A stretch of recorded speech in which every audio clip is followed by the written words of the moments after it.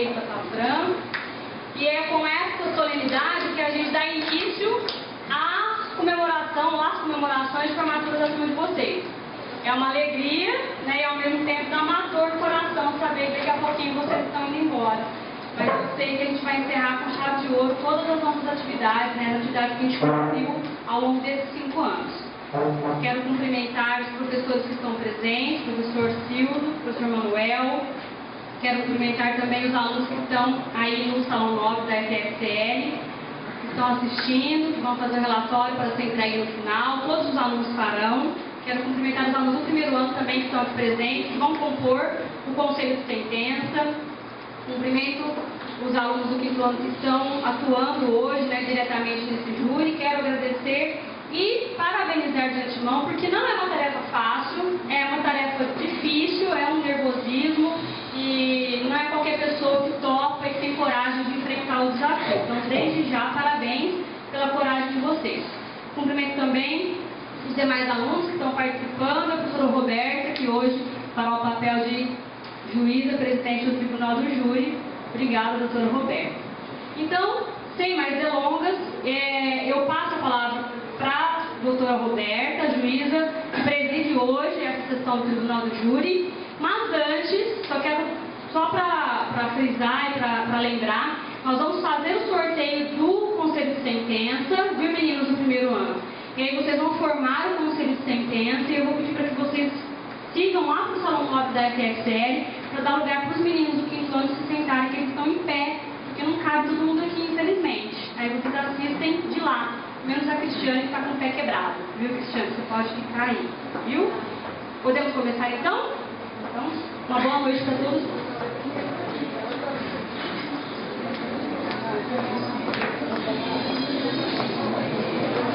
Boa noite a todos. Por favor, desliguem os celulares, tá bom? Não tem problema. Normalmente, primeiro é feito no Tribunal do Júri a conferência a respeito se os 25 jurados estão presentes, ou no mínimo 15, para que seja possível a instalação da sessão. Feito isso, as cédulas são devidamente colocadas nessa urna e aí então vai se proceder o sorteio. Como aqui já foi feito isso, tá? E já foi averiguado que existe um número legal de jurados, eu declaro instalada e aberta a sessão do Tribunal do Júri dessa comarca. Será submetido a julgamento o processo que a Justiça Pública move contra Edmar Bernardes de Oliveira, processo 1838-72-2002, 826-03-52.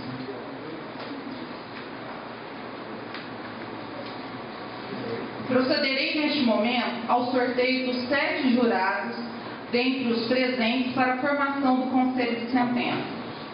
Mas antes, adverto os senhores e senhoras que não poderão servir no mesmo conselho entre os 7 sorteados, marido e mulher ou companheiro e companheira, ascendente e descendente, pai, avô, filho, neto, sogro, sogra, congênero ou nora, irmãos, cunhados durante o cunhadio, tio com sobrinho, padrasto ou madrasta com enteado, parentes próximos do juiz, do promotor, do advogado de defesa, do assistente de acusação, do réu ou da vítima.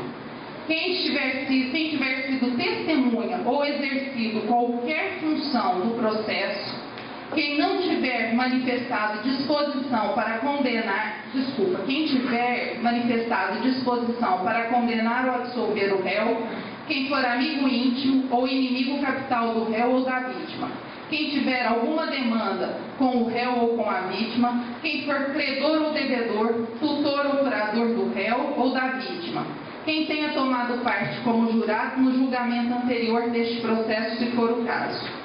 Advirto ainda aos senhores jurados que, uma vez sorteados, não poderão comunicar entre si ou com outras pessoas, nem manifestar sua opinião sobre o processo, podendo, no entanto, sempre dirigir a palavra ao juiz. solicito aos jurados sorteados que, caso queiram usar o telefone celular para algum aviso à família ou ao trabalho, que o faça antes do julgamento. Em seguida, devem desligar e manter desligados os seus aparelhos durante todo o julgamento. Finalmente, esclareço que dispensas ou recusas de algum jurado não constitui nenhum demérito ou discriminação. Ao contrário, o jurado às vezes é dispensado por causa das suas virtudes e qualidades. Peço ao jurado que, ao ser chamado, se levante. Procederemos então ao sorteio.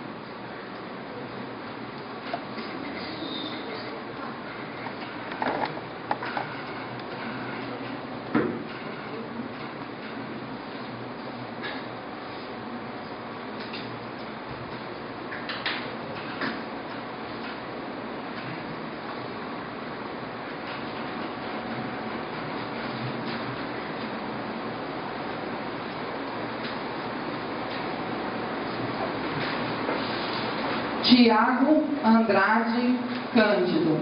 Por favor, você pode se levantar? Tiago André, desculpa. Tiago André.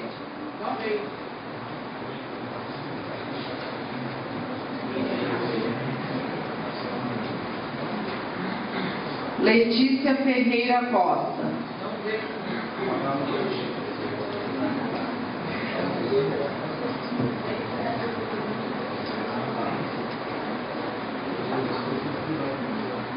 Júlia Mari de Souza Chagas. Defesa?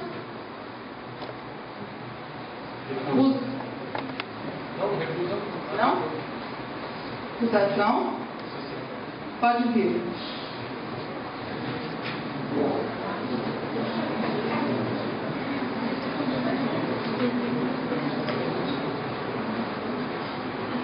Anilton Luiz. Hamilton, desculpa. Defesa?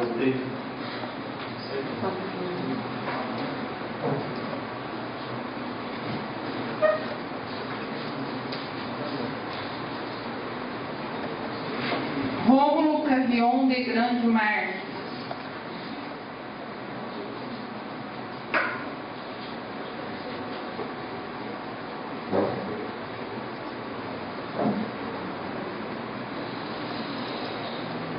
Elisete dos Santos Ribeiro. Defesa? Recuso. Obrigada.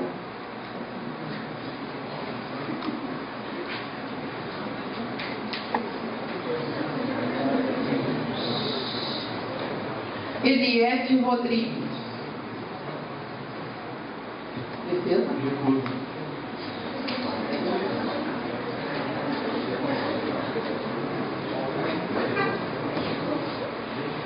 José Mauro Barbosa Pérez. Aceito. Recusado. Recusado pela acusação.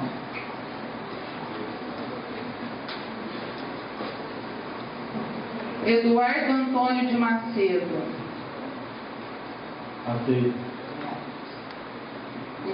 Recusado pela acusação.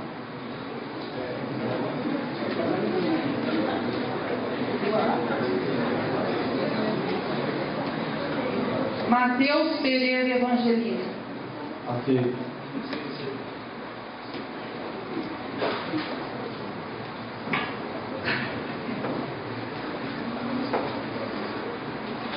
Cristiane Lourenço. Defesa? Aceito.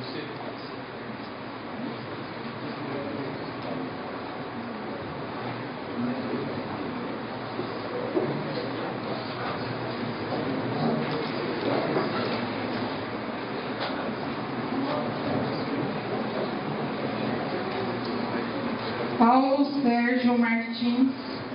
Defesa? Aceito. Acusação. Só informando a acusação que as suas recusas terminaram. E motivaram.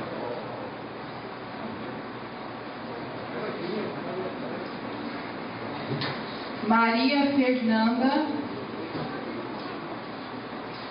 Defesa. Recusa.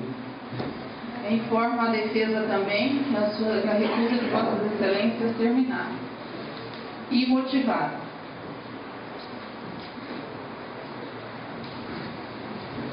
O Wellington Migliore.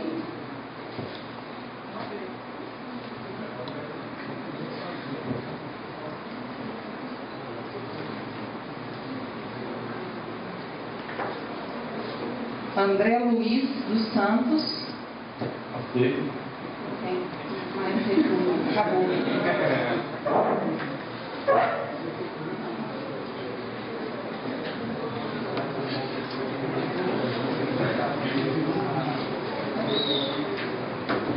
Mariana da Silva Santana.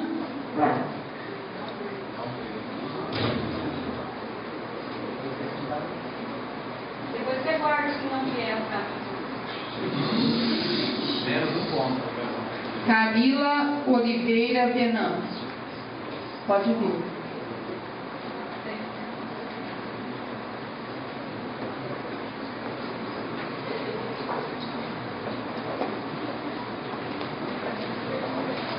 Márcia Regina Diniz. Márcia Regina.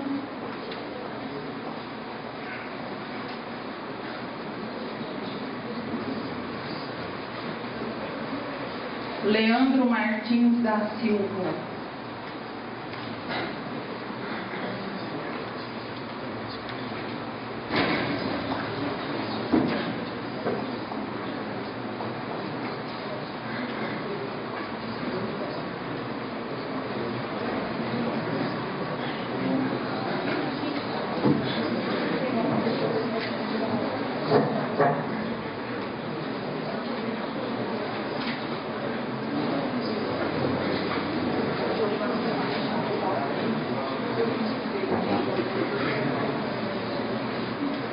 Bom, gostaria de esclarecer aos presentes que os jurados ausentes terá seu motivo apreciado pelo juiz. Não havendo motivo justificado e comprovado para sua ausência, o jurado será punido com multa de 1 a 10 salários mínimos. O jurado faltoso, com justificativa ou não, será automaticamente incluído na próxima sessão periódica do Tribunal do Júri. Então, é muito sério essa questão dos jurados e da ausência, tá?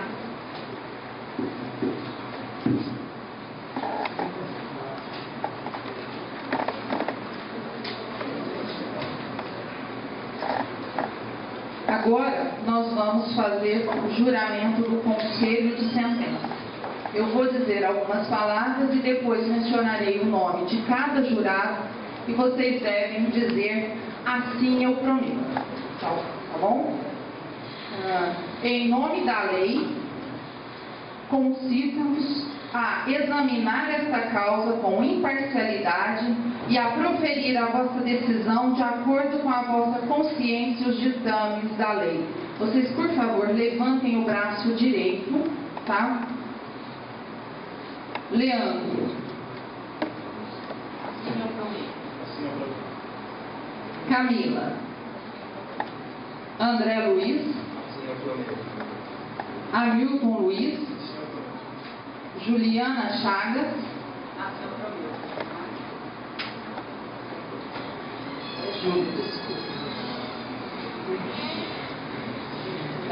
José Mauro.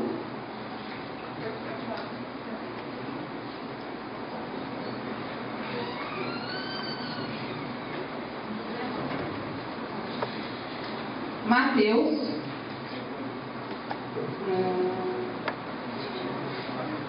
Hamilton. Podem se sentar. Os demais jurados estão dispensados, tá bom?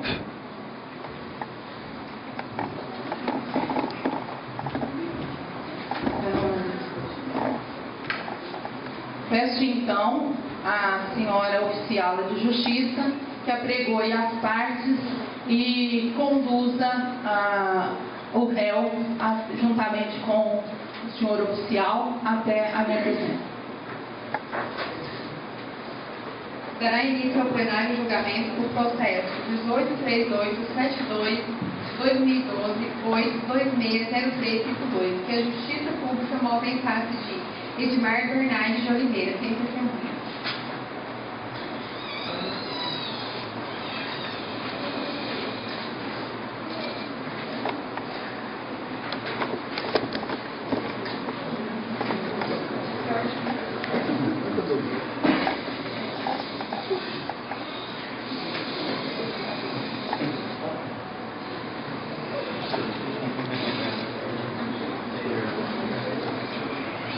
Qual o seu nome, por favor? Edmar Bernardes de Oliveira, Sua idade? 44. Seu advogado são os senhores aqui presentes? O senhor vai se utilizar do direito ao silêncio ou o senhor vai ser interrogado? Muito obrigada. Pode se sentar. Ausentes, então, testemunhas, e tendo o réu facultado seu direito constitucional ao silêncio, passo a palavra, então, à acusação para os debates, que terá 20 minutos para as suas arguições. Boa noite a todos. Quero cumprimentar a excelentíssima senhora doutora, presidente do Egresso Tribunal de Justiça, do Júri. Quero dizer que é uma honra ter a senhora ministrando esse trabalho hoje no tribunal. Quero cumprimentar os senhores advogados de defesa, que com certeza será um papel muito importante nessa noite, garantir ao réu o direito de defesa. Quero cumprimentar os membros da sociedade, que deixaram seus afazeres, deslocaram até aqui hoje para presenciar mais uma vez o trabalho da Justiça. Quero cumprimentar os servidores da Justiça, que direto e indiretamente contribuíram para a realização desse Tribunal do Júri. Quero cumprimentar, por último, e nem menos importante, o Conselho de Sentença. Conselho esse composto pelos senhores e senhoras. E hoje, os senhores serão juízes de fato, que decidirão o futuro do réu. Hoje aqui represento o Ministério Público, e nem sempre o Ministério Público faz acusação. O Ministério Público, ele simplesmente pega tudo elencado nos autos e apura, e com isso ele chega às suas conclusões se o réu deve ser inocentado ou não. Mas diante dos autos elencados no processo, vou dizer aos senhores que o Ministério Público não vai pedir a dissolução do réu, porque o réu cometeu um crime esse de homicídio, de matar alguém. Vou elencar para os senhores, vou relatar para os senhores que estão nos autos do processo o que aconteceu no dia 29 de 4 de 2012, na cidade de Miguelópolis, por volta das 5 horas da manhã. Se encontrava no bar do Ararão a ex-companheira do réu, juntamente com duas amigas, e a vítima, tomando cerveja na calçada, lá de fora do bar, se divertindo, se descontraindo, garantindo o direito de lazer. Mas por volta de hora das 5 horas da manhã, o réu, que morava de frente ao bar, viu que sua ex-companheira estavam lá com suas amigas, bebendo, se divertindo, juntamente com a vítima. Nesse mesmo momento, o réu se deslocou até o bar do Ararão, onde desferiu um soco sobre sua ex-companheira. A ex-companheira se esquivou do soco e não atingiu. A vítima que se encontrava ao lado da ex-companheira dele, simplesmente indagou: por que fazer isso com ela? Simplesmente está aqui. Ele não esboçou reação nenhuma, simplesmente disse: vou ali buscar um negócio e já volto. Diante disso, todos continuaram bebendo, se divertindo, porque achou que a ameaça que o réu tinha feito jamais seria cumprida. Mas não foi isso que aconteceu. O réu foi até a sua residência e pegou um pedaço de pau. Ele pegou um pedaço de pau Como a sua residência ficava de frente ao bar, para que ninguém visse ele, ele deu a volta ao quarteirão, simplesmente pegando a vítima de surpresa, dando-lhe um golpe na cabeça. Não se contendo com isso, ele dá mais 2, mais 3 na face e na fonte da vítima. A vítima, senhores, caiu no chão, foi socorrida, mas diante dos ferimentos veio a óbito. Óbito esse causado pelo réu. O réu, sem motivo nenhum, causou a morte da vítima que se divertia no estabelecimento. Agora eu pergunto aos senhores: quem de vocês não já ficou altas horas bebendo uma cerveja com uma ex-companheira de um amigo, de uma amiga, e por isso os senhores podem sofrer a mesma coisa que a vítima sofreu, ou seja, por ela ser morta?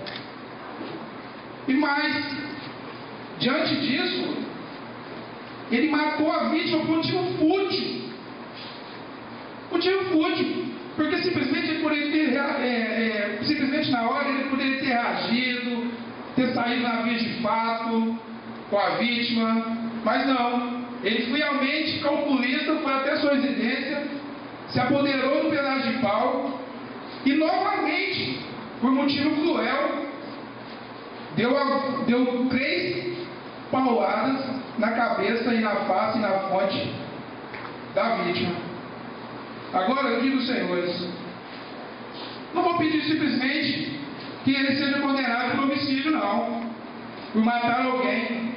Não, eu vou pedir que seja gravada a pena, porque em momento nenhum ele deu direito de defesa do réu, da vítima. Em momento algum a vítima teve a hipótese de se defender das agressões, das injustas agressões sofridas. Então, senhores, novamente eu falo, mesmamente eu peço aos senhores, que tudo que foi relatado nos autos é o que eu estou dizendo para os senhores, que a vítima foi morta cruelmente pelo réu, porque se divertia com uma ex-companheira num bar, bebendo cerveja, e simplesmente o réu não conformou com o fato disso e tirou a vida de uma pessoa. Vocês acham que é pouco? Não, senhor, não é pouco. Não é pouco. Simplesmente é muito. Uma pessoa não pode pagar com a vida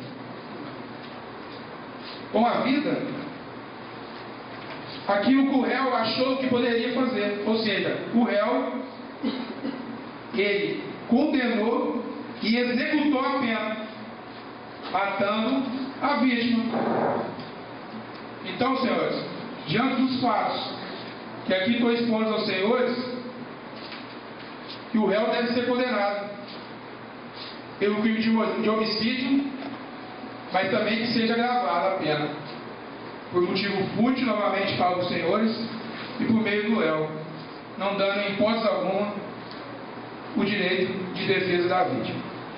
Covardemente, eu quero dizer para os senhores, covardemente, ele tirou a vítima, a vida de uma pessoa.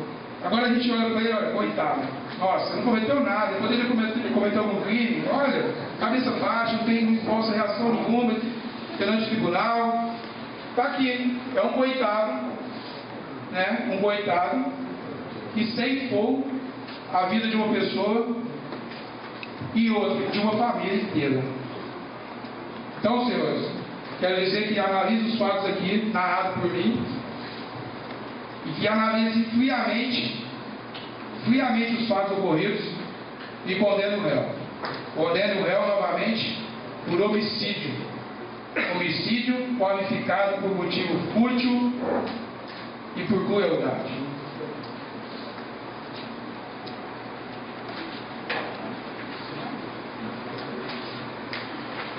Repita a sua palavra. do promotor de justiça. Agora passo a palavra à defesa, que também terá 20 minutos para poder fazer a defesa da acusação. Pois bem, primeiramente, eu gostaria de reforçar os cumprimentos feitos pelos outros colegas representantes do Ministério Público, a este egrégio magistrado aqui presente, e também gostaria de agradecer novamente ao Ministério Público, o meu colega defensor, os serventuários da Justiça, o nobre Conselho de Sentença aqui presente e todos os ouvintes. Pois bem, em que pese o brilho e o notório saber jurídico deste douto Ministério Público, os fatos narrados na denúncia não são verdadeiros, tendo em vista as razões que serão a seguir arguídas. Pois bem, na noite dos fatos, dia 29 de abril de 2012, o acusado estava em sua casa quando acordou e denotou que às 5 horas da manhã sua amada Nayara não estava em casa.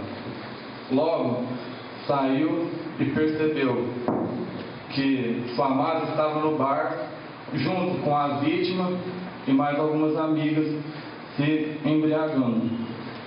Quando chegou ao local dos fatos, diferente do que alega o Ministério Público, o acusado, quando foi convidar a sua amada para sair do local, ele simplesmente foi agredido verbalmente pelo acusado. Consta aqui no depoimento de folha 96 que a vítima começou a proferir as seguintes palavras em desfavor do acusado: viado, sem vergonha, eu vou buscar um revólver no Beraba para te matar. Por qual motivo que foi essa revolta? Ora, a vítima, Nayara, a testemunha enrolada pela acusação, que era a esposa do acusado, alega, como disse o Ministério Público, que foi que o acusado tentou agredi-la mediante um soco, no qual ela se esquivou. No entanto, o que o Ministério Público não disse foi que na noite dos fatos, a Nayara estava sob efeito de... Vou tocar o microfone.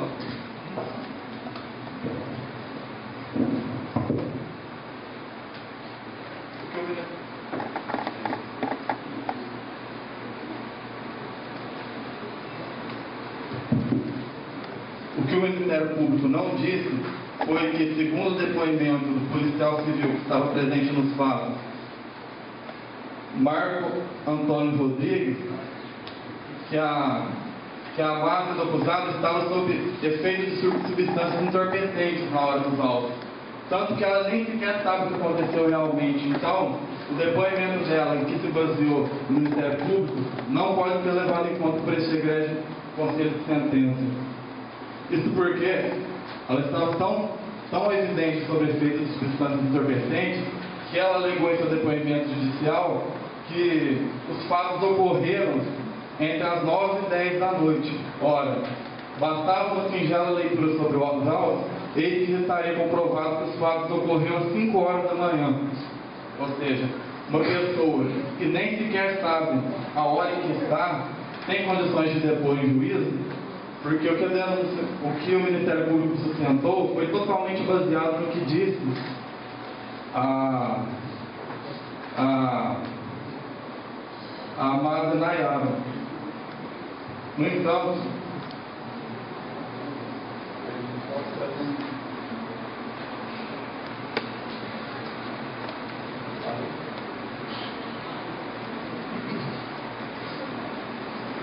enfim, voltando aos fatos, o acusado convidou Nayara para se retirasse do local, quando aconteceu que a vítima simplesmente proferiu essas palavras em favor do acusado, sendo que ele chegou e disse: viado, eu vou buscar um revólver no Beraba para te matar, sem vergonha. O acusado chamou sua esposa para ir embora, e no que ele percebeu, a vítima estava munida de 2 garrafas de vidro cortadas e foi em sua direção. No que a vítima percebeu, no que o acusado percebeu, ele seguiu correndo do local, no que encontrou um pedaço de madeira. Na hora que ele percebeu que a vítima estava perseguindo, ele, com seu grandíssimo 1,53 m de altura, seu porte físico baixo, desferiu um único golpe contra o crânio da vítima.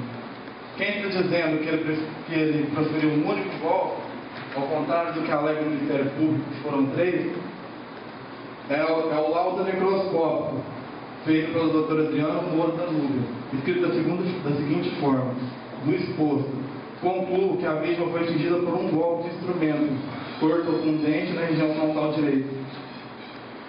E onde eu quero chegar com isso que eu estou dizendo? Apenas a autoria e a materialidade não é suficiente para que a pessoa seja condenada criminalmente. Isso porque o nosso Código Penal ele é dividido em 2 partes, tanto a parte geral como a parte especial. A parte geral dita todas as regras do direito penal, enquanto a parte especial dita o crime em todos os crimes dessa legislação. A parte geral varia entre o artigo 1º e o artigo 120, enquanto a parte especial do artigo 121 a 361. Onde eu quero chegar com isso? Que apenas o fato de ser típico não é suficiente para a condenação criminal, pois além de típico, segundo a teoria adotada pelo direito brasileiro, ele necessita ser ilícito e culpável. No caso, o artigo 23 do Código Penal diz que não há crime quando, veja bem que o legislador quis dizer, não há crime, embora o fato seja típico, ou seja, houve uma conduta que foi a paulada, houve o resultado que foi a morte, houve nexo de causalidade, e o fato seja típico, mesmo assim não haverá crime, pois quando o agente estiver em estado de necessidade, em legítima defesa, em estrito cumprimento do dever legal e exercício regular do direito. No caso, conforme eu relatei, o acusado percebeu que a vítima corria na sua direção com 2 garrafas cortadas e aptas a causar furos. Quando ele percebeu, o que ele fez? Pegou um pedaço de pau que encontrou no meio do caminho da sua fuga, quando ele invadiu o local, e para se defender, atacou a vítima com esse pedaço de pau. Ressalto que, como eu disse, a vítima possuía 1,53 m de altura, segundo consta nos autos das folhas 9. Ou seja, uma pessoa com 1,53 m de altura conseguiria se defender de uma pessoa que estava visivelmente embriagada, com 2 garrafas na mão? Essa é a primeira pergunta que eu tenho que fazer para vocês. Porque o artigo 25 do Código Penal diz que entende-se em legítima defesa aquele que, usando moderadamente os meios necessários, repele injusta agressão, atual ou iminente, a direito seu ou de outrem. O Ministério Público pode muito bem arguir aqui que não há nenhuma prova nos autos dizendo que o réu agiu em legítima defesa. Mas também gostaria de deixar claro que também não há nenhuma prova nos autos que ele não agiu em legítima defesa. O Ministério Público não foi capaz de provar, pois aí em cima da prova, que o acusado realmente não agiu em legítima defesa. As testemunhas arroladas pela acusação simplesmente não possuem capacidade de depor. Veja bem, a primeira testemunha, Nayara, que foi a única testemunha que presenciou visualmente os fatos, como eu disse, o policial civil logo detectou que ela estava visivelmente a efeito de substâncias entorpecentes, nem sabia o local do crime, nem sabia a hora que o crime ocorreu. Então vocês, que têm a função de julgar o réu, levarem em consideração o depoimento de uma pessoa drogada? Essa pessoa tem condições de contribuir à justiça, ao esclarecimento dos fatos, estando visivelmente drogado, segundo um policial civil que tem conhecimento e experiência nessa área? A outra testemunha, arrolada pela acusação, chama-se, se não me engano, Eurico, ela não presenciou o fato. E como que a acusação pode rolar uma testemunha que nem sequer presenciou os fatos? E além de não ter presenciado os fatos, essa testemunha é evidentemente suspeita, porque ela alega em seus depoimentos, tanto na fase policial quanto na fase judicial, que foi casado, que foi amasiado com a vítima durante 8 anos. Ou seja, uma pessoa que é casada durante 8 anos com o acusado, ela vai depor em favor da justiça, em favor do esclarecimento dos fatos, ou em favor da vingança. Ela tem a imparcialidade que o Poder Judiciário exige para depor. E a outra testemunha enrolada pela acusação, Maria, ela é filha da Euripa, ou seja, enteada da vítima. Ela também é suspeita. Você acha que ela possui a imparcialidade para depor em juízo? Ela estaria disposta a contribuir com o esclarecimento dos fatos ou com a vingança de ter tido seu padrasto morto? A outra testemunha enrolada pela acusação, Eurípides, o vulgo Ararão, que era o dono do bar, na fase judicial, ele alega que a vítima estava no bar acompanhada de 2 mulheres e da Nayara, que é a esposa do acusado. Ele alegou que não presenciou os fatos, pois, como eu já disse, a única pessoa que presenciou os fatos foi a drogada da Nayara. Ela não presenciou os fatos, ele não presenciou os fatos, perdão, e ainda mudou seu depoimento na fase judicial. Na fase policial ele disse que a vítima estava na companhia de 2 mulheres. Na fase judicial, ele disse que viu o acusado no seu bar sem nenhuma mulher. Ou seja, por que ele mudou sua versão? Porque ele é um mentiroso, porque ele não tem capacidade de depor em juízo. Vocês, que têm a prudência, que presumimos na consciência de vocês, vão levar em consideração o depoimento dessas testemunhas enroladas pela acusação, que um é uma drogada, o outro é um mentiroso, elas todas são suspeitas por serem consecutivamente cônjuge e enteado do acusado. É esse tipo de justiça que teremos, porque a única pessoa que tem capacidade de descrever o que aconteceu no dia dos fatos foi o réu Edmar. Ele foi e a vítima que infelizmente não está mais conosco. Ele, com o método 53 que vocês estão vendo aqui, utilizou desse pedaço de madeira para se defender. Por quê? Se ele tivesse a intenção de matar, vocês acham que ele teria desferido apenas um golpe contra a vítima? Ora, se ele quisesse mesmo matar, ele chegaria na vítima e proferiria mais de um golpe. Mas não, ele proferiu apenas um, conforme vocês mesmos viram no laudo microscópico do médico legista, e saiu do local dos fatos. Tanto é que ele alega que nem sabia que a vítima tinha morrido. Ele foi saber dias depois da sua interrogação, quando foi interrogado. Na hora, ele podia ter se certificado se a vítima estava morta ou não, e não fez, ele saiu do local. Por quê? Porque sua intenção era única e exclusivamente se defender. Pois bem, por agora, eu vou pedir para vocês que analisem todos esses fatos que eu trouxe e que, havendo dúvida, conforme nós vimos aqui, uma dúvida, ampla dúvida acerca do depoimento das testemunhas, do réu ter agido ou não em legítima defesa, e se vocês tiverem alguma dúvida, não condenem. Outro ponto que eu gostaria de ressaltar é sobre as qualificadoras que foram imputadas ao acusado. Primeiramente, conforme eu gostaria até de compartilhar o conhecimento do doutrinador Celso Delmanto, no seu livro Código Penal Comentado, meio cruel, conforme o Ministério Público disse, não é a simples execução. Eu vou ler esse trecho para vocês. Meio cruel é o meio que faz sofrer além do necessário. Para que se configure essa qualificadora, o meio cruel deve ter sido escolhido ou desejado pelo agente, visando o padecimento de sua vítima. A simples repetição de golpes ou tiros, por si só, não constitui meio cruel. Quem está dizendo esse breve trecho é o doutor jurista Celso Delmanto.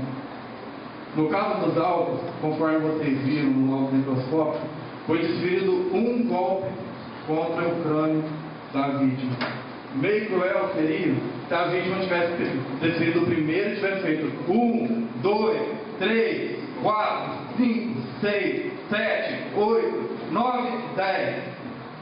Se isso tivesse acontecido, a qualificadora de meio cruel poderia incidir. Isso é meio cruel, fazer com que a vítima sofra além do necessário. Nesse caso, ele desferiu um golpe e evadiu do local dos fatos. Vocês consideram isso cruel? Claro, todo homicídio é cruel, mas para que incida essa qualificadora, a crueldade tem que ser de antemão querida pelo agente. E não foi isso que aconteceu no caso dos autos. Portanto, se aparecerem dentro dos quesitos, o réu matou a vítima por meio cruel, de acordo com o que eu disse aqui, vocês vão votar? Não. Porque a crueldade tem que ser desejada pelo agente de antemão, e não no simples caso, do jeito que aconteceu. Sobre a outra qualificadora, motivo fútil, gostaria também de ressaltar o que diz o mesmo doutrinador Celso Dalman. Fútil, o homicídio praticado por um motivo insignificante, sem importância, totalmente desproporcionado em relação ao crime, tendo em vista a sua banalidade. Um exemplo de fútil que esse doutrinador cita, um exemplo perfeitíssimo, aliás, ocorreu em História do Espírito Santo, em que um operário, na hora do almoço coletivo, matou seu companheiro de serviço porque este lhe furtara uma banana. Ou seja, isso é desproporcional, isso é banal, isso é fútil, matar por causa de nada. Foi isso que aconteceu no caso dos autos.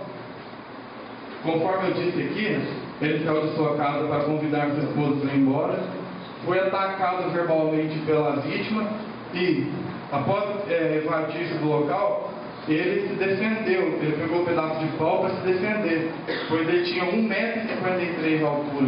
Ele bateu aqui em mim, assim, foi mais ou menos isso. Ele foi na intenção de se defender e não na intenção de ser fútil o crime cometido por ele.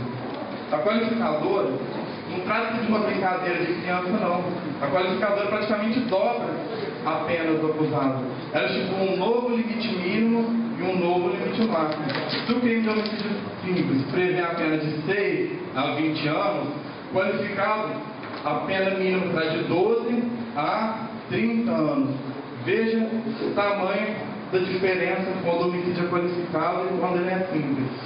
Se aparecer a qualificadora pelo motivo fútil, vocês vão analisar. Se defender é insignificante, ter uma pessoa tão desprovida de altura e ter que evadir do local depois de ter sido atacado verbalmente e por 2 garrafas quebradas apenas por aí, isso é insignificante. Prezar pela sua vida é insignificante. Pois bem, eu já gostaria de encerrar.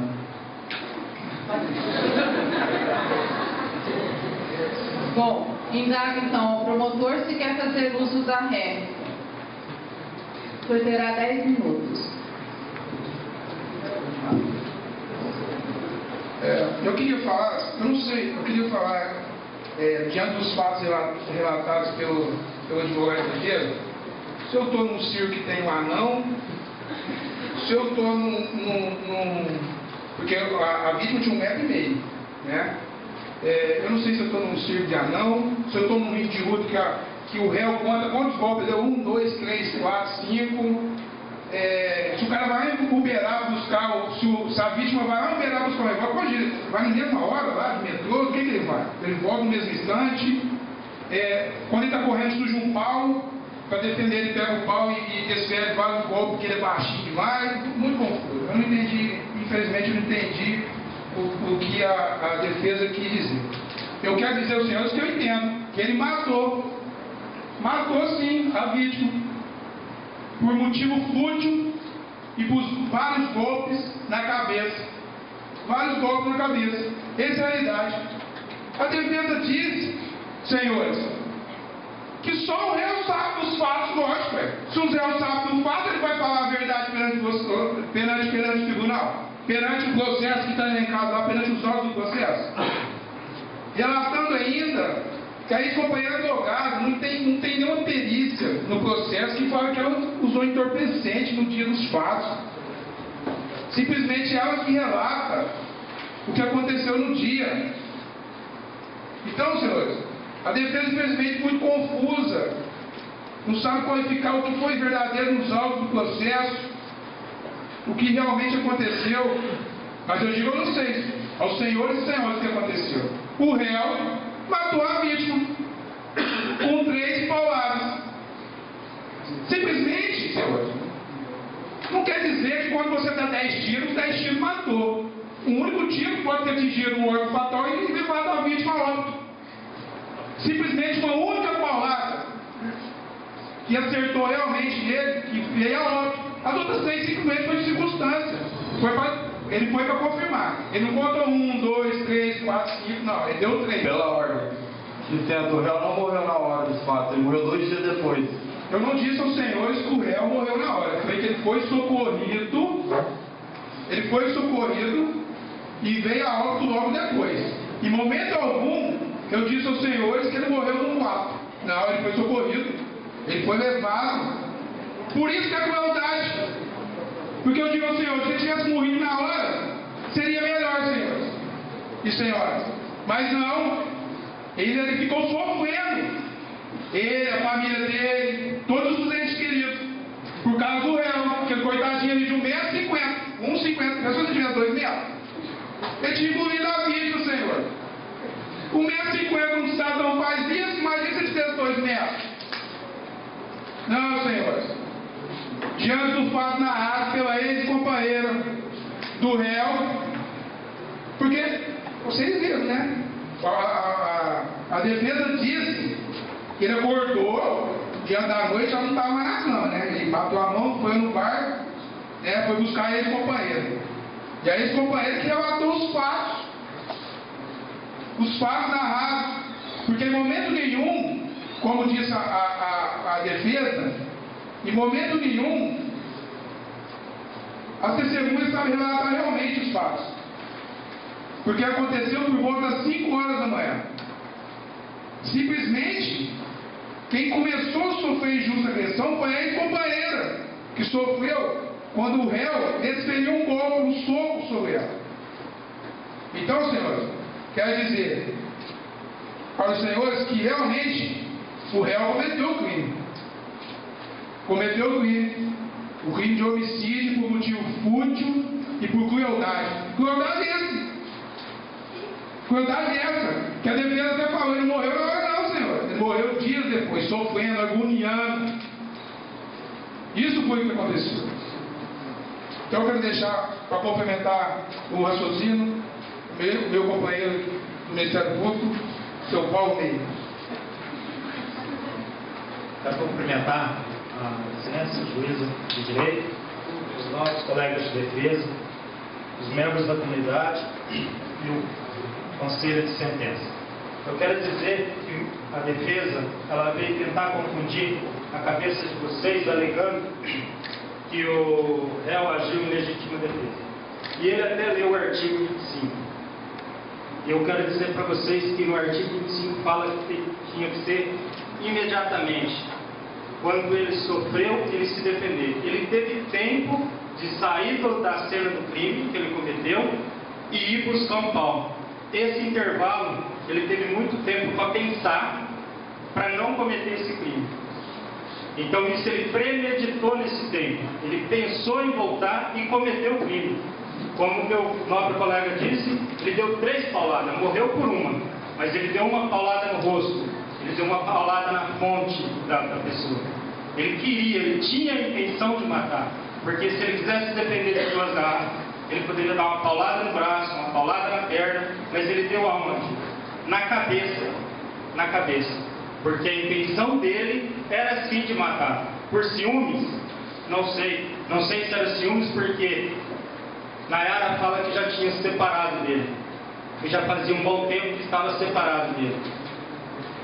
Eu quero dizer a vocês o seguinte, que hoje vocês têm a possibilidade de livrar a sociedade, de livrar o filho de vocês, o irmão de vocês, de uma pessoa dessa. O réu cometeu um crime com vocês. Se ele chegou num bar e cometeu esse crime perante todas as pessoas, não impede de amanhã depois ele encontrar com vocês e cometeu o crime. Ele já tinha cometido o crime de furto. Nós vamos esperar o quê? Ele já tinha cometido furto e agora ele matou. Nós vamos esperar o quê para condenar uma pessoa dessa? Para tirar uma pessoa dessa do meio do convívio da sociedade? Está na mão de vocês. Vocês vão decidir hoje aqui se ele volta a cometer mais um crime ou se vocês ficam livres de sofrer o que a família do Joaquim sofreu, que foi a morte dele. Está aí na mão de vocês e eu espero que vocês decidam com a consciência e com a certeza de que é o que os membros da sociedade vieram aqui hoje. Ver vocês fazer justiça. Está na mão de vocês fazer justiça contra essa pessoa. Só isso. Pergunta aos advogados de defesa vão fazer uso da prévia. 10 minutos. Quero primeiramente estender meus cumprimentos à meritíssima juíza de direito que preside a sessão, aos meus amigos do Ministério Público, nobres colegas, ao meu amigo defensor, ao nobre Conselho de Sentença, que hoje são as pessoas mais importantes aqui presentes, e a todos que assistem a essa sessão de plenário de júri. Bem, o nosso amigo defensor disse que não existia uma perícia que comprovasse que a testemunha estava drogada. De fato, não existia uma perícia, existe um depoimento de um policial que subentende, se entende muito de drogas e de drogado e de condutas adversas a essas que nós estamos acostumados na sociedade.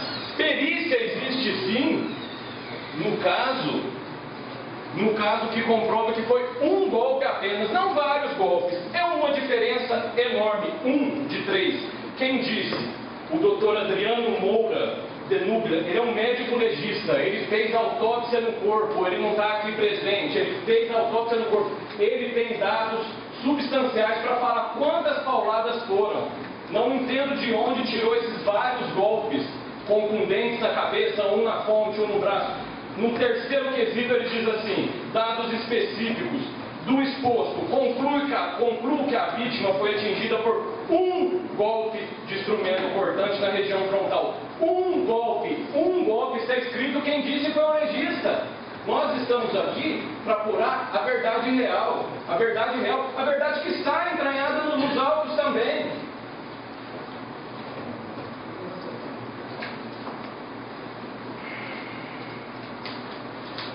A verdade está entranhada, sim, no processo, nos autos. A verdade está aqui, mas ela está camuflada na denúncia.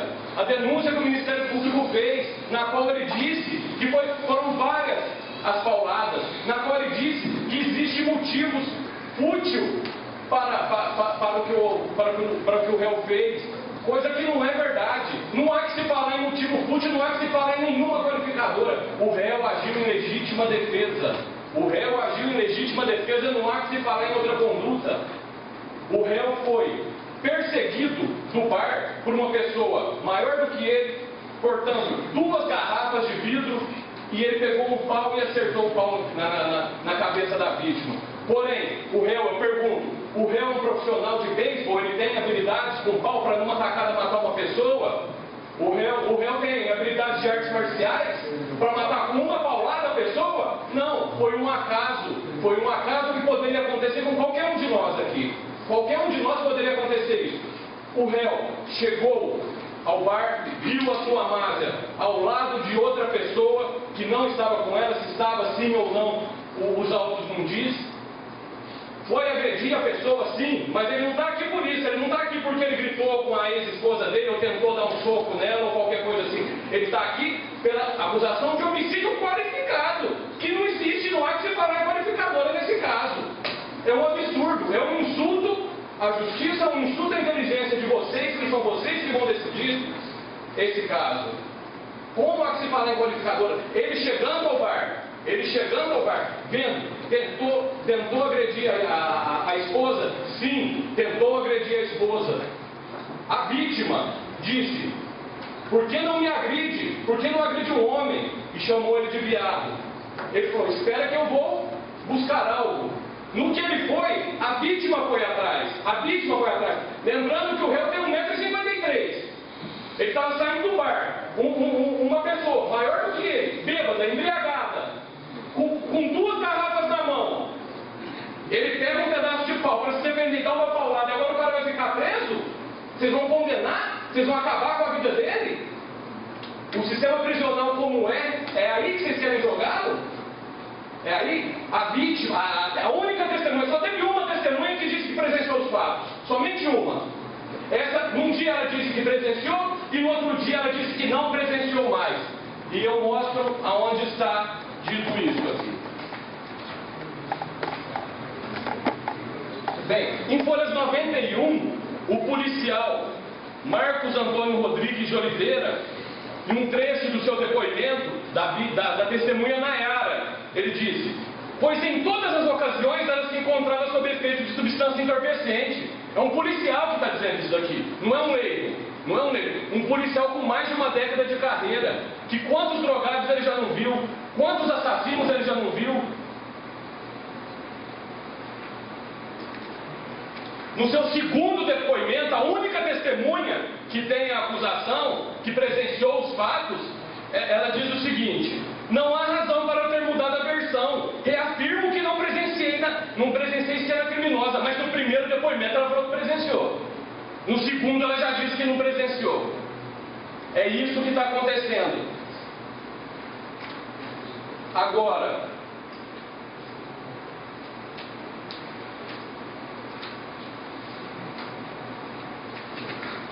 o que eu quero explanar um pouco para os senhores e senhoras é a importância do conselho de sentença. Hoje aqui não está julgando a acusação contra a defesa, quem fez o melhor papel.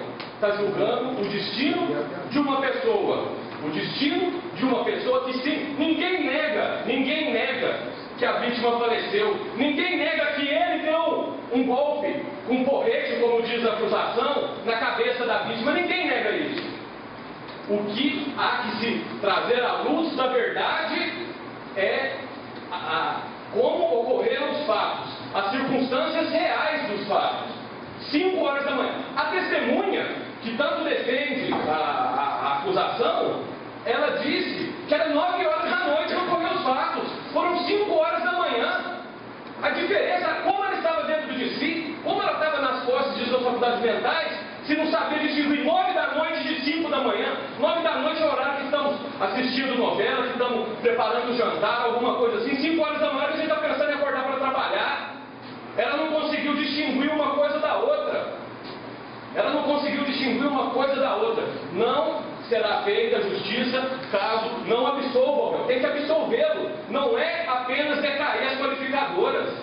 Ele agiu em legítima defesa. Um homem de 1,5 m, perseguido por outro homem, embriagado, maior do que ele, com 2 garrafas quebradas na mão. Ele disse uma porretada na cabeça da vítima. E não é legítima defesa? Não é legítima defesa? O que a gente faria? Somente correria? Vamos correr e se ele pegar, é conflito. É assim. Não há que se falar em circo. Isso aqui é uma coisa muito séria. E estamos aqui para definir isso. Todos aqui, quem faz parte do conselho de sentença? Pessoas de reputação ilibada, pessoas que representam a sociedade. Nenhum de vocês aqui, se tiver posse de um revólver, de um 38 na mão, vai dobrar e vai virar a esquina e vai matar a primeira pessoa que vê, um desconhecido. Mas se vocês condenaram, é isso que vocês vão fazer com ele, vão acabar com a vida dele. Não vai trabalhar mais, vai perder a família, vai perder tudo por um crime que ele não merece. Ele não merece ser condenado por esse crime.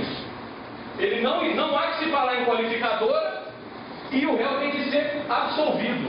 Vou falar um pouco sobre os quesitos que os senhores irão votar.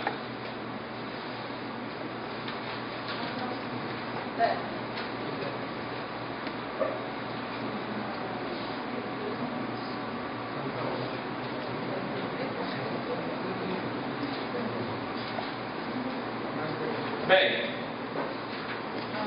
a questão dos quesitos, depois a magistrada vai explicar para os senhores, é onde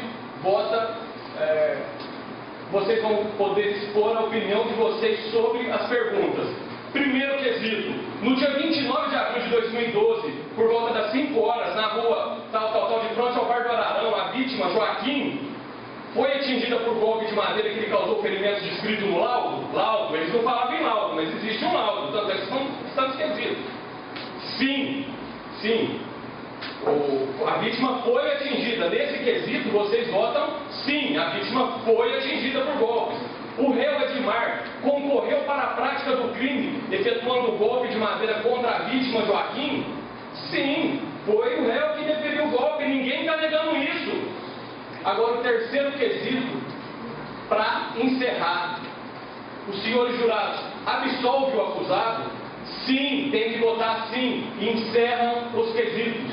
Votando sim, encerra os quesitos, acabou, não tem mais nenhum quesito para ser votado. Posteriormente, existem outros quesitos referentes às qualificadoras. Não há que se falar em qualificadora. Como vai dizer que o motivo foi fútil se nem o motivo eles sabem?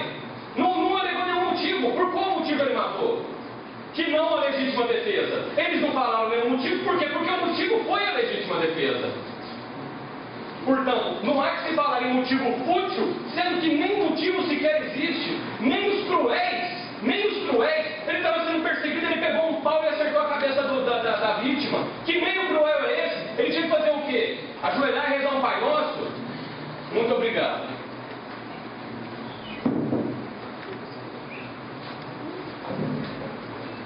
Terminado então os debates, pergunto aos senhores jurados se se sentem habilitados a julgar e apreciar o caso ou se precisam de algum esclarecimento.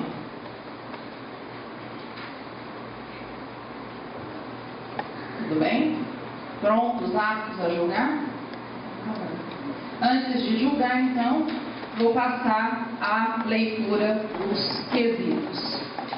No dia 29 de abril de 2012, por volta das 5 horas, na rua Laudulfo Alves de Freitas, de frente ao Bar do Ararão, a vítima Joaquim Alves de Freitas foi atingida por golpes de madeira que lhe causou os ferimentos descritos no laudo de exame necroscópico de folhas 82 e 84, sendo que tais ferimentos deram causa à sua morte.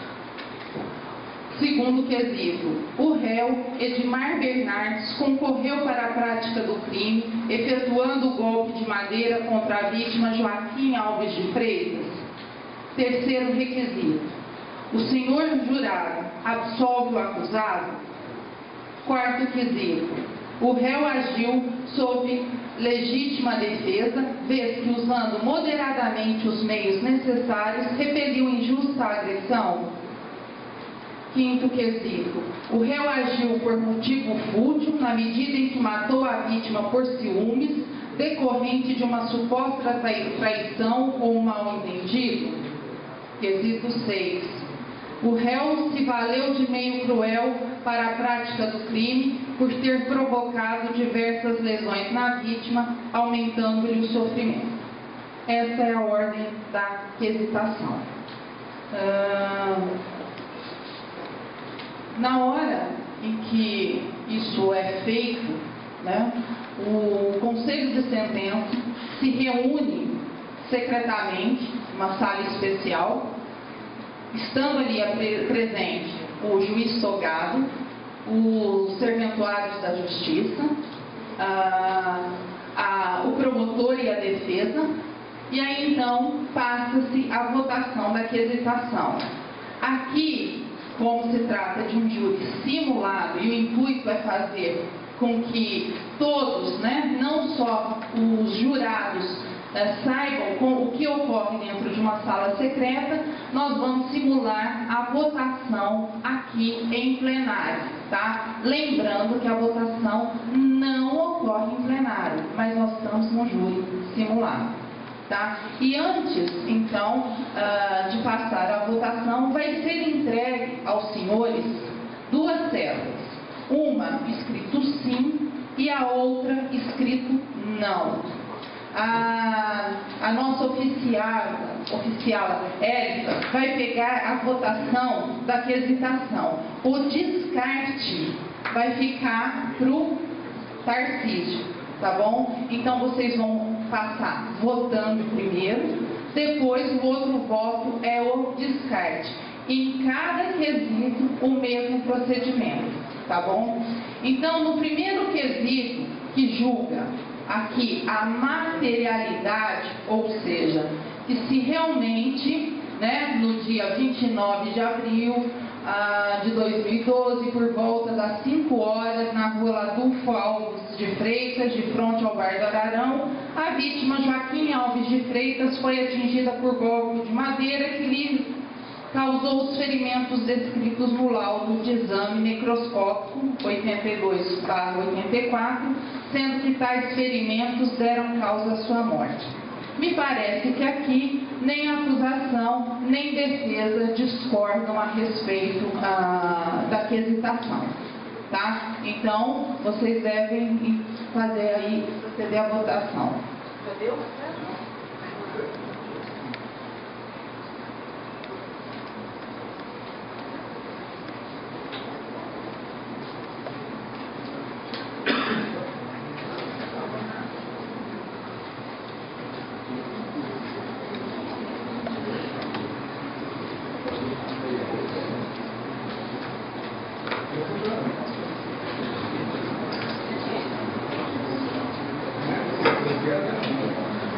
Gente, então agora a oficial vai pegar a votação. O segundo é descarte. Pode passar.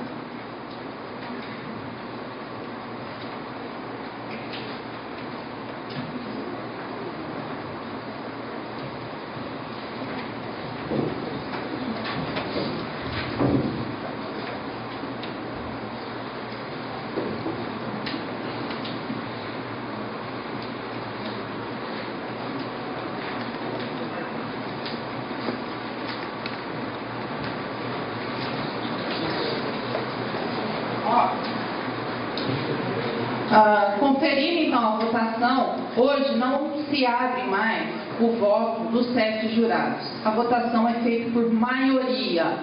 4 votos nós tivemos sim, ou seja, confirma que no dia 29 de abril de 2012, às 5 horas da manhã, em frente ao Bar do Ararão, a vítima faleceu em razão dos golpes deferidos nela.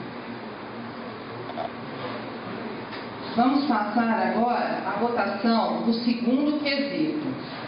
O réu Edmar Bernardes concorreu para a prática do crime, efetuando o golpe de madeira contra a vítima Joaquim Alves de Freitas. Me parece que nesse quesito também nem acusação nem defesa discordam. Eles entendem que realmente foi Edmar Bernardes quem efetuou o golpe na vítima. Faço então a votação.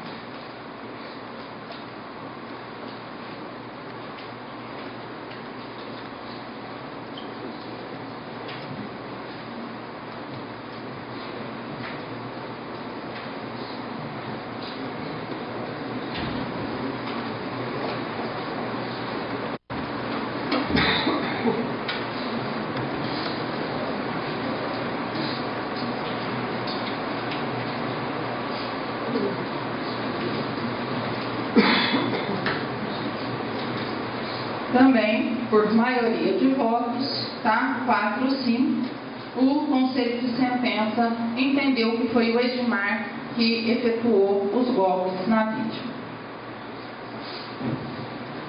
Vamos passar agora ao terceiro quesito. Prestem atenção que esse quesito trata-se de um quesito obrigatório que consta, tá, na lei processual penal, que é um quesito da absolvição, que os senhores jurados absolvem o acusado. Aqui não se acata nem tese de defesa, nem tese de acusação. Por motivos de foro íntimo, vossas excelências devem votar.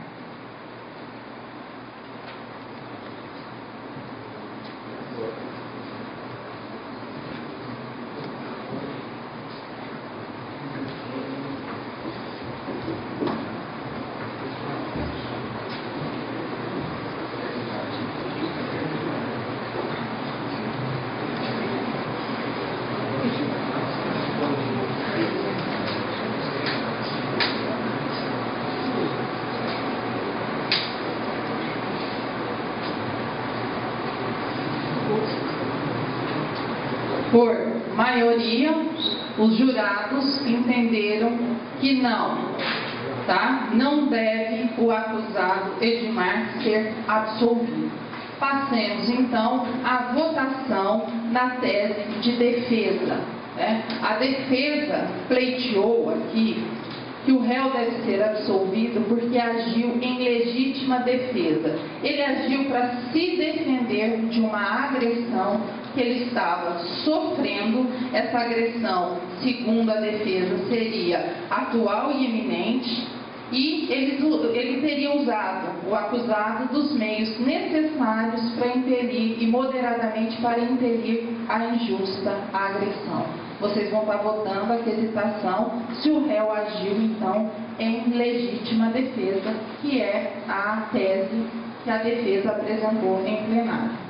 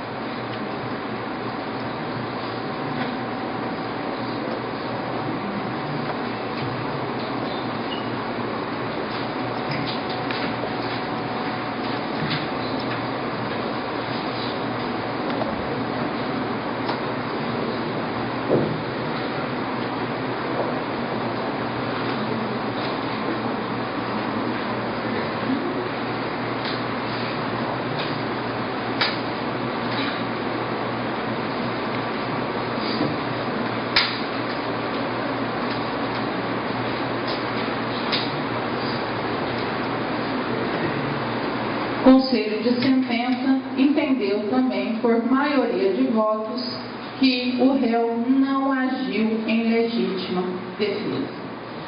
Dessa forma, então, nós vamos passar a julgar a tese da acusação. A primeira tese da acusação é de que o réu teria agido, tá, por motivo fútil, por motivo banal, ela teria matado a vítima. Então, a quesitação é a seguinte: o réu agiu por motivo fútil na medida em que matou a vítima por ciúmes, decorrente de uma suposta traição ou um mal-entendido? Pode passar a votação.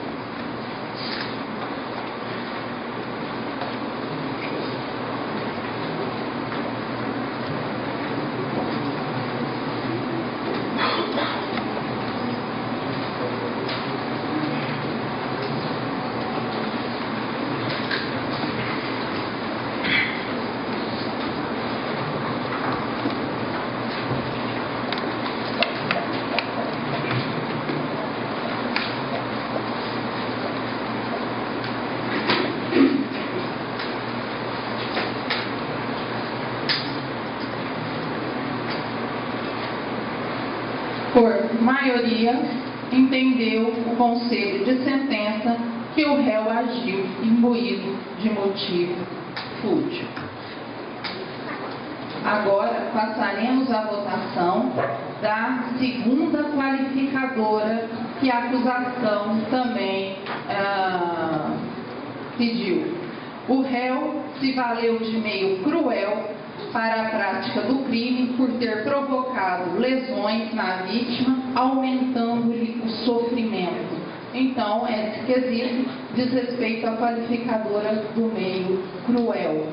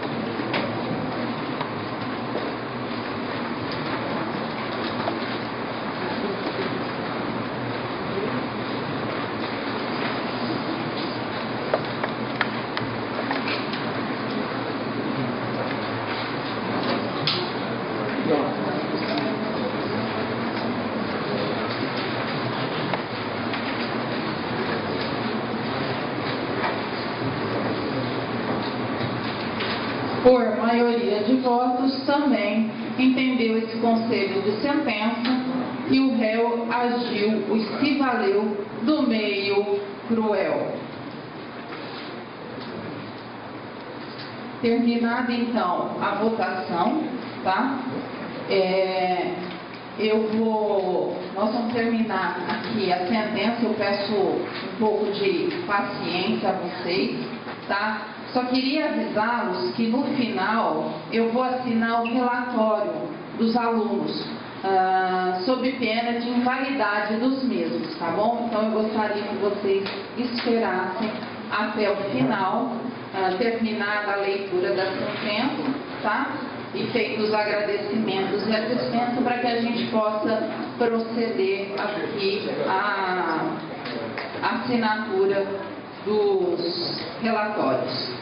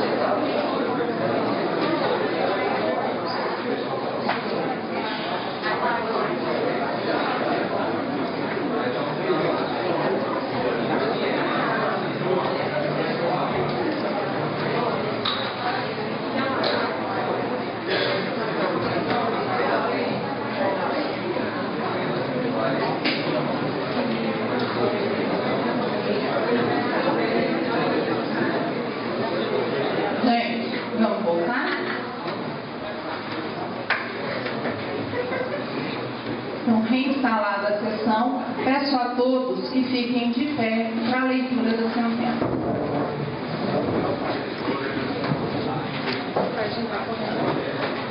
O réu Edmar Bernardes de Oliveira foi pronunciado como incurso nas penas do artigo 121, parágrafo 2º, incisos 2 e 3 do Código Penal, em razão do fato descrito na exordial.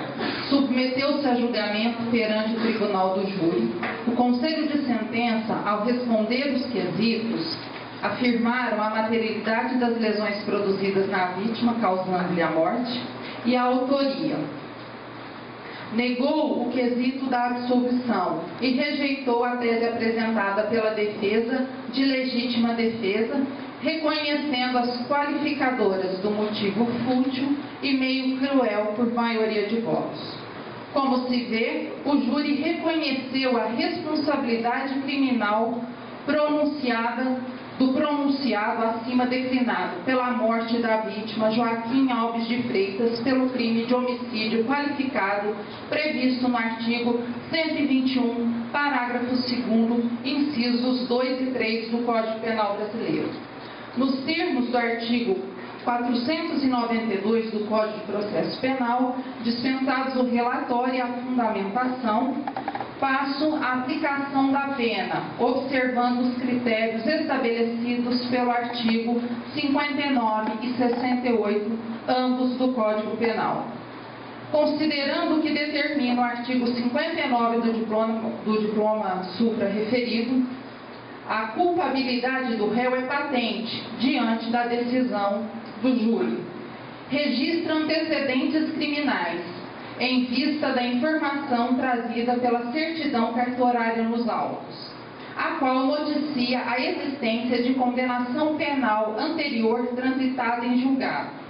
Mas, tendo em vista que tal circunstância implica, ao mesmo tempo, em reincidência, deixo de valorá-la, reservando sua aplicação para a segunda fase da dosimetria da pena, em observância ao determinado na súmula 241 do Supremo Tribunal de Justiça, como forma de não incorrer no bis in idem.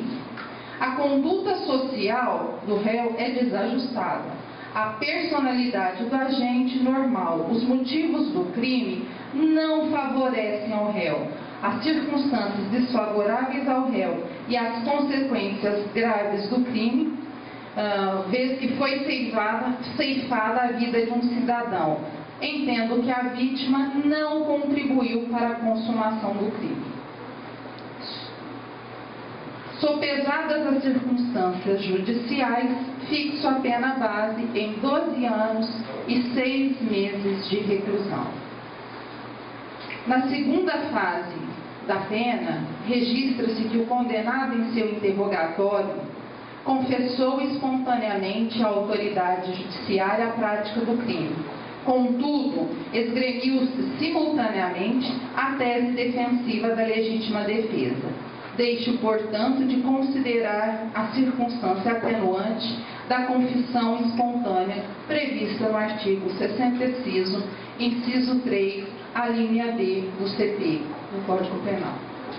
Reconheço contra o réu a circunstância agravante da reincidência prevista no artigo 61, inciso 1 do Código Penal. Por isso, elevo a pena em 1/6, chegando a 2 anos e 1 mês, totalizando a pena de 14 anos e 7 meses de reclusão.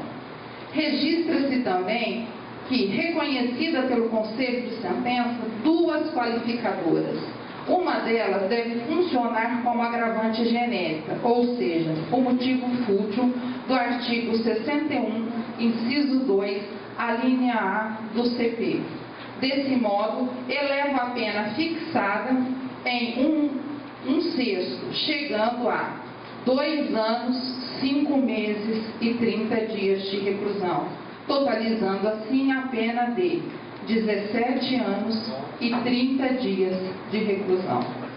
Na terceira fase da pena, inexistem causas de aumento ou diminuição de pena. razão pela qual torno esta definitiva. A pena será cumprida inicialmente em regime fechado, nos termos do artigo 33, parágrafo 2º, a linha C e parágrafo 3º, ambos do Código Penal. O réu respondeu ao processo preso. Com a condenação, justifica-se a prisão cautelar para assegurar o cumprimento da lei penal e a garantia da ordem pública. Indefiro o direito de apelar em liberdade. Deixo de fixar valor mínimo para reparação, artigo 387, inciso 4 do CPP, uma vez que não existe parâmetro nos autos. Após o trânsito em julgado, lance o nome do réu no rol dos culpados, oficie-se à Justiça Eleitoral para os fins do artigo 11º, inciso 3 da Constituição Federal. Publicado em plenário, dou às partes por intimada. Registre-se, comunique-se.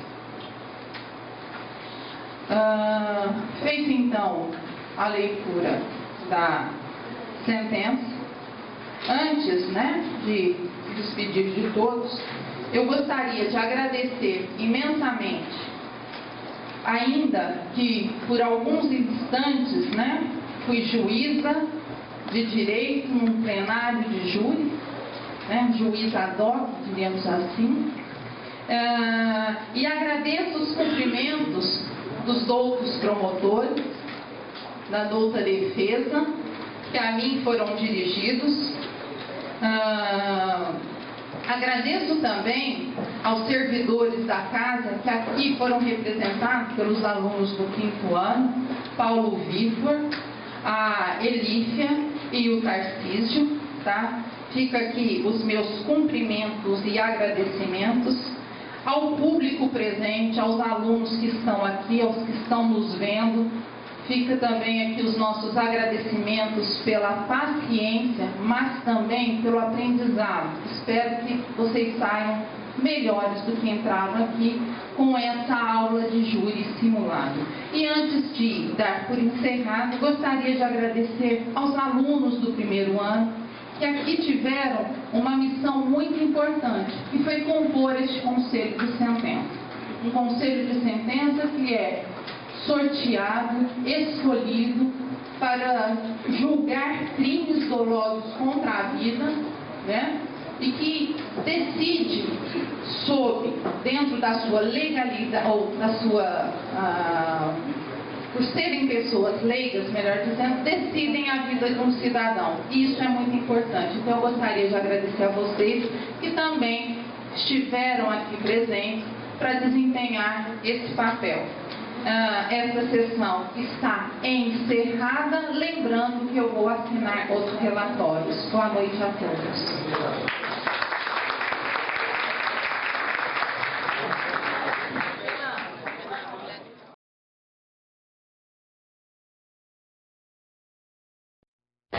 Yeah.